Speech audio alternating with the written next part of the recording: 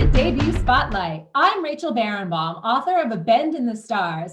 And today, a friend of mine is joining us all the way from Israel. Her name is Lori Banov Kaufmann, and her amazing new book just dropped. It's called Rebel Daughter. I loved it. Lori, tell us, what is your book about? Set in first century Jerusalem, Rebel Daughter is about an aristocratic young Jewish woman who was captured after the failed Jewish revolt against Rome and the destruction of Jerusalem, sold as a slave in Rome, and her Roman owner fell in love with her and set her free. And it's based on a true story. Wait a minute. First century Jerusalem. I want to make sure that all my listeners heard that, because we think of historical fiction, and I know I think of historical fiction and I think 20th century, maybe 19th century, but Rebel Daughter is actually first century Jerusalem. Amazing, and based on a real story. So Lori, where did you get this idea? There was a gravestone that was discovered in southern Italy, and it was a major archaeological find because it was written proof that Jewish captives were sold in Rome in the first century. And it also revealed a very, very unlikely relationship between a Jewish woman, a war captive from Jerusalem, and a Roman. I can't even imagine how you would start researching to write a novel about first century Jerusalem and slavery. How did you dig into that? Well, I wouldn't recommend my process to anyone because it was more than research. It actually became an obsession. And I worked for 10 years with many of the world's leading historians, scholars, archaeologists about this period to get everything right. And I felt an obligation to the real life characters whose story I was telling to tell their story as accurately as possible.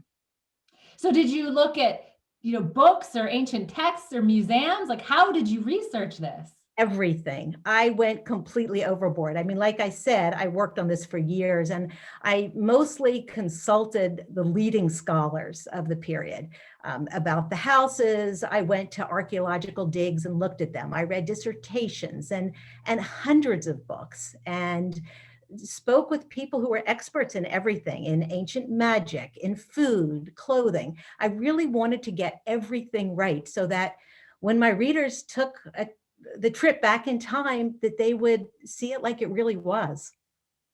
Amazing. You did such a great job. And one of the things that's so impressive about Rebel Daughter is that while we are in the ancient world, right, the book is set in first century Jerusalem. I just can't get over that. The themes are still so modern, right? It's still about a young woman who's trying to choose between her own life and her family, right? She's still coming of age. Can you talk about how you balanced that? The more that I thought about what it would be like to be in that time period and caught up in what was happening around and how a young girl would deal with that, she became real to me and totally fleshed out. And I tried to recreate her life, like I said, as accurately as possible, and what would have happened, in terms of who she was supposed to marry and what was expected of a young girl in first century Jerusalem. And there's a lot that we can learn from some of the ancient texts, the ancient Judaic texts, and the stories and the traditions. And I was just trying to flesh it out and imagine what it would be like to grow up in that environment. I guess growing up is still growing up, right? Totally. And even though the world kind of went crazy then, there was civil discord and a lot of religious fanaticism, very much like today, people are the same. They want to live their lives in freedom and in dignity, and they need to learn whom to trust and whom to love. And family's the same. We all want to protect our family. We know that. So there was a lot that I found about people that would probably have been the same, even though the times were very different.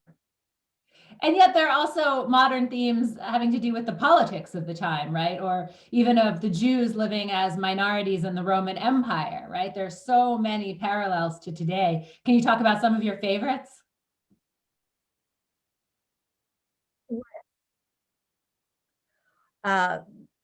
there were so many parallels that I was constantly surprising myself as I read what went on there with the populist leaders that would, lead the country to destruction. And unfortunately, as I was reading the newspaper here and reading ancient history, it felt eerily similar, almost as if we haven't really progressed all that much. But especially for Jews, there were a lot of issues that we're still dealing with today. I mean, how much do you give to a sovereign power to live as a minority in a country? A lot of people deal with that situations who are caught in a war-torn environment. And there were many political similarities. What do you want people to take away from this book? I'm not sure. I'm not really trying to teach anyone anything. I just wanted them to have an authentic time travel experience. And I felt that to recreate that world, and invite people in it, I had an obligation also to the readers to do it right. And when they walked around the ancient alleys of Jerusalem, I wanted them to see what Esther would have seen and smell what she would have seen, and touch the fabrics in the market, and felt everything that she would have felt. So um, I think I want the reader to take away authenticity, and a good read. I want it to be an exciting read. I want it to be a gripping story. And if somebody is spurred to think about deeper themes, then, that's great. But I really just wanted to take people away back in time. Yeah, well, you did, for sure you did. So one of the things that really struck me was the violence in this era in the book. There was so much violence. Even the opening scene is, right, sacrificing an animal. I mean, there's just blood everywhere. Was that hard to write? Did you have to pull that back a little bit? Yes, and I actually even pulled it back more than it's in the book. I mean, I totally toned it down. The world was a violent place then. There was slavery, there were animal sacrifices, there was genocide. It was a cruel place, and I tried to depict it realistically, but I didn't want to have any gratuitous violence. And I hope that I struck that balance, because I mean, it is geared toward a wide range of readers, from young adults to mature book club people, and I don't want people to be turned off by the violence. But on the other hand, you can't really tell a story about the first century and make it too I'd say fake. This is what the world was like. Yeah. And that's part of wanting to learn about different societies and different time periods. So what was the hardest part about writing this book? I'd never written a novel before, and I had to teach myself how to write at the same time that I was trying to tell this story. So I think the hardest part for me was just having the confidence to keep going and not get sidetracked reading, hundreds of books about how to write, or reading, another book about Jewish nationalism or early Christians, or smells in the ancient world. I mean, at some point you just have to move on. And I was slightly obsessive and probably insecure. And because I so much wanted to get everything right, I mean, I obviously spent way too long writing it. Nobody researches for 10 years. So I guess that would be the hardest. A lot of people on this show talk about spending 10, 15 Really? years. Okay. Reassuring. Yes. But I guess the hardest thing was when to move on, when to say, okay, I've got it, next. Yeah. But how do you research smells? There are people that do research into things you would not believe. You just think about a topic and there are people who've done it. That was something that, there were big conferences in Rome about smells of the ancient world. So I researched that as well. Amazing. So what surprised you the most as you were writing this? I think something that you alluded to earlier, which is that people are really the same.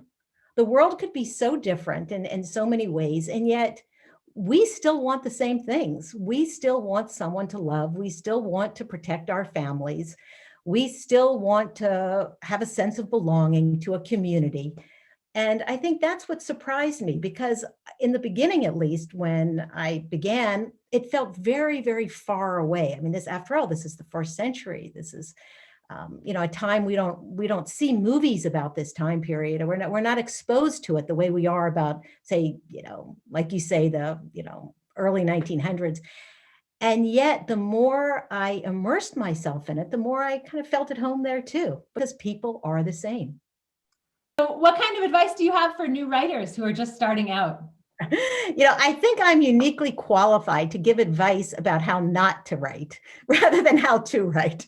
I kept looking for all the secrets too. And, when you listen to people talk about waking up at 5 a.m. and writing 5,000 words before they go on the run and all that, that didn't really work for me. I think the advice I would say is just don't give up. Eventually, you're going to finish, and you just have to believe in yourself and keep going. I mean, there are many times I wanted to stop, and I just figured, even if I write 2 words a day, eventually I may finish this thing. So you were living in Israel as you wrote this book, right? Set in Israel. Can you talk about that experience? Sure. So I've lived in Israel for the last 35 years, and it definitely made this world come alive, because I could walk in Jerusalem and know that I was walking on the same road that Esther walked on, that my characters walked on. And that was a really thrilling thing. And a lot of the recent excavations in Jerusalem are, they appear in my book. The escape through the underground tunnels is something I could walk through and imagine Esther and her family fleeing from the Romans on these very streets. Amazing. Lori, thank you so much for joining me today. I absolutely love the book, Rebel Daughter. May you sell many, many copies.